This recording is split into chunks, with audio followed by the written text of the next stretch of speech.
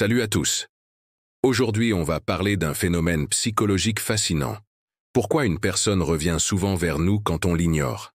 C'est un mécanisme émotionnel complexe qu'on va décrypter ensemble. Vous vous êtes sûrement déjà retrouvé dans cette situation. Quelqu'un qui semblait distant devient soudainement très présent dès que vous prenez vos distances. Ce n'est pas de la magie, c'est de la psychologie pure. Commençons par comprendre ce qui se passe dans notre cerveau. Quand quelqu'un nous ignore, notre cerveau active les mêmes zones que lorsqu'on ressent une douleur physique. Oui, vous avez bien entendu.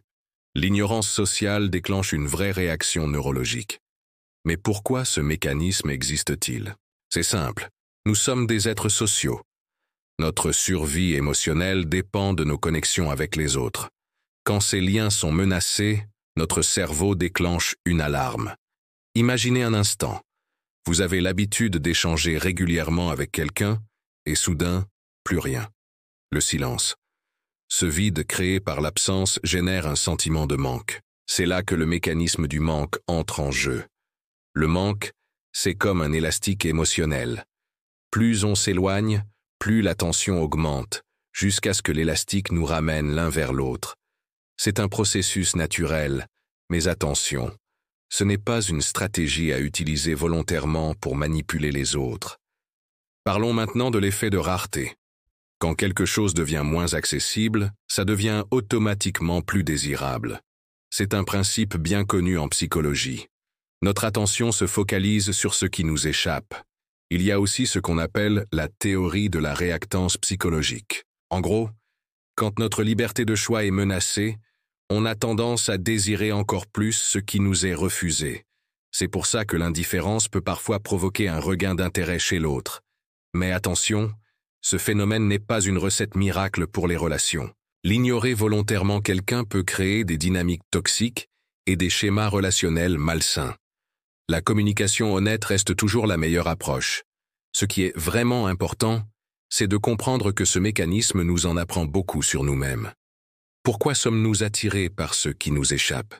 Pourquoi accordons-nous plus de valeur à ce qui est rare? La clé pour des relations saines, c'est l'équilibre. Il faut savoir être présent tout en respectant l'espace de l'autre. L'indépendance émotionnelle est essentielle, mais elle ne doit pas se transformer en jeu de pouvoir. Voici quelques conseils constructifs pour gérer ces situations. Premièrement, cultivez votre autonomie émotionnelle. Plus vous êtes stable émotionnellement, moins vous serez sensible à ces mécanismes. Deuxièmement, communiquez ouvertement vos besoins et vos attentes. La transparence évite bien des malentendus. Troisièmement, respectez-vous et respectez l'autre. Si quelqu'un prend ses distances, c'est peut-être simplement qu'il en a besoin.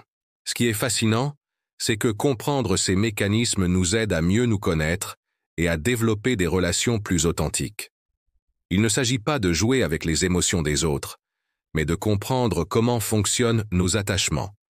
N'oubliez pas, une relation saine se construit sur la confiance, le respect mutuel et une communication claire. Le jeu de l'indifférence peut sembler tentant, mais il ne mène jamais à des relations épanouissantes sur le long terme. En conclusion, si quelqu'un revient vers vous quand vous l'ignorez, ce n'est pas de la magie, c'est de la psychologie. Mais plutôt que de voir ça comme une stratégie, voyez-le comme une opportunité de comprendre vos propres schémas relationnels et de les améliorer. Si vous avez apprécié cette analyse, n'hésitez pas à liker la vidéo et à vous abonner à la chaîne pour plus de contenu sur la psychologie relationnelle. Partagez aussi vos expériences dans les commentaires, ça m'intéresse vraiment de connaître votre point de vue sur ce sujet. On se retrouve très bientôt pour une nouvelle vidéo. Prenez soin de vous et à très vite.